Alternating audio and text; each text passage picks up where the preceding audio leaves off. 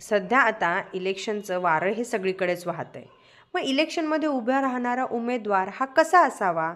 तर उमेदवारी असावी कुणाची? तळमळ पाहिजे समाजाची, नको अभिलाषा कंत्राटाची. भावना असावी समाजसेवेची, पद्धत असावी निस्वार्थपणाची, कामे मात्र करावी गरिबांची. विकास नसावा नातागोत्यांचा, कामे करावी सर्वांची.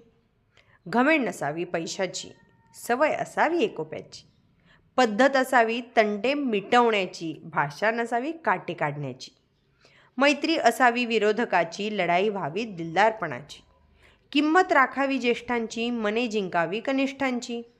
कामे फक्त नकोत मर्जीतल्यांची, निवडणूक व्हावी पक्क्या शब्दांची. निवडणूक आल्यानंतर इकडून तिकडे उड्या मारून थट्टा नसावी लोकशाहीची. प्रामाणिकता जपावी जनतेच्या मताची, मग गाठाल शिखरे यशाची. नाही वेळ येणार तडजोडीची, आणि हिंमतही होणार नाही कुणाला तुम्हाला पाडण्याची.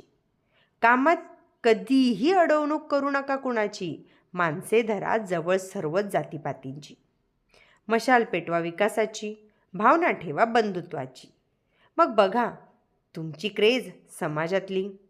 सवय करा छोट्यांशीही सौजन्याने वागायची, कष्टाने मिळवावी संपत्ती. कधीही साथ देऊ नका भ्रष्टाचाराची. हारलात तरी चालेल, पण माणसे निवडा जीवाभावाची. उमेदवारी असावी अशाच माणसाची. मला वाटतं हीच कसोटी आहे सुजाण नेतृत्वाची. नकोच उधळण पैशाची, नकोच भीती दडपशाहीची.